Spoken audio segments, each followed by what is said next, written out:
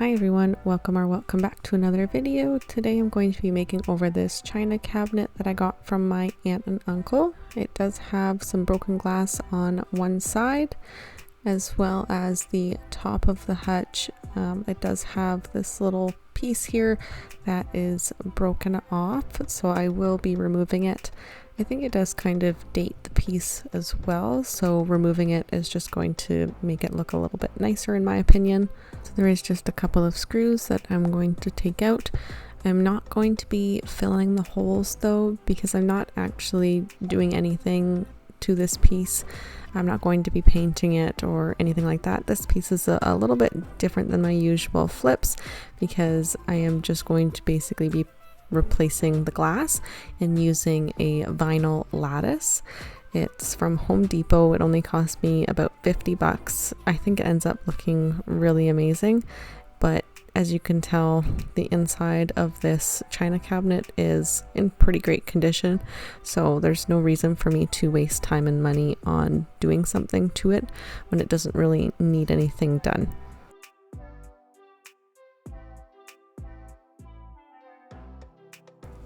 So because one of the sides of the glass is broken, I do have to remove it, and I will have to remove the other side.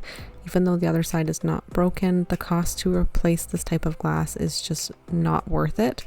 So it took me a while to build up the courage to break this glass because it just is not something I am totally comfortable with. But I just put tape over the outside. I did start doing the inside, and then I just said, no, I only need to do the outside. So that just prevents shards of glass from getting everywhere. There was still a little bit of glass getting on the inside of the china cabinet, but not nearly as much if you put tape over the glass first before breaking it.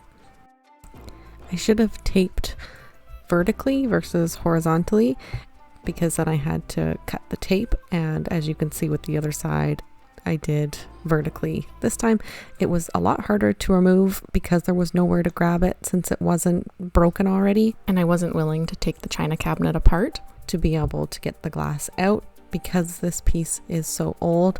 I didn't want to risk it. So now I'm just cleaning up all that glass that got into the china cabinet. Don't ask me why I didn't take out the shelves. I was not thinking at the time, but I just brushed out as much as I could and then went in with the shop vac to get any leftover glass.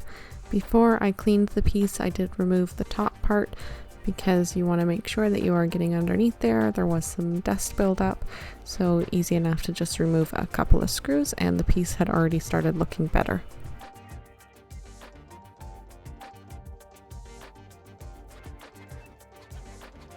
I did forget to film this, but that little piece of cardboard that you see sitting there, that is what I used to measure the curved part that I needed for the lattice. I just started by cutting an approximate size and then I stuck it in there, and then once I was happy with how it was curved, that's how wide I cut the lattice. I am using Simple Green all-purpose cleaner to clean this piece. Again, I'm not refinishing it per se and I'm not painting it, but I do want to make sure it is clean, and there was a bit of a musty smell from sitting in a garage for a bunch of years, so I did make sure to clean it with the Simple Green and then just use some clean water and wiped it away.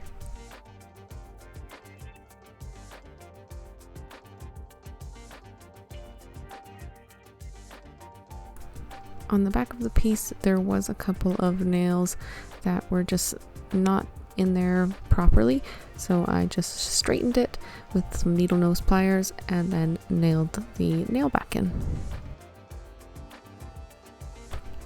Now it's finally time to get this lattice cut and put in the china cabinet.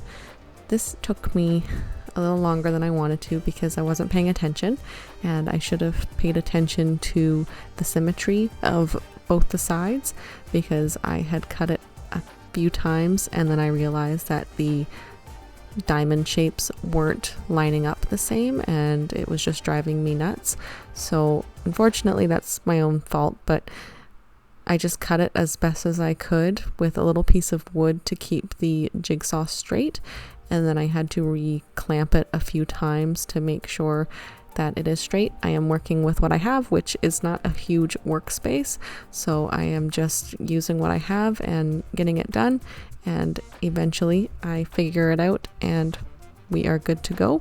And I think it looks really good, and you can't even tell that there's any messed up edges because it goes into the china cabinet about a 1/4 inch to 1/2 inch on one side. So it looks really great, and I hope that you guys think so too. Let me know what you think in the comments. This vinyl lattice from Home Depot only came in the size 4x8, and I needed two 1x4s. So it would have been really nice if I could have found it in that size. Then I would have only had to cut the length of it and not the width. They did have a wooden lattice, but there was so many imperfections. There was just a lot of splintering wood and staples. So the vinyl lattice was the only other option for the vision that I had for this china cabinet. The final step for this piece is just adding some furniture pads on the bottom. This makes it a lot easier to push on the floor where it doesn't scratch up your hardwood or even the laminate. It just kind of slides a lot nicer. So I always add them whenever possible. I'll link these in the description below. I really like the pack that I have where it comes with both dark and light, numerous sizes and shapes, so you can check them out if you're interested. This flip is a little bit different than my usual ones, but I hope you maybe learned something new or got a new idea that you can use towards one of your furniture flips. But now that we're finally finished, let's have another look at the before. And now here's the after.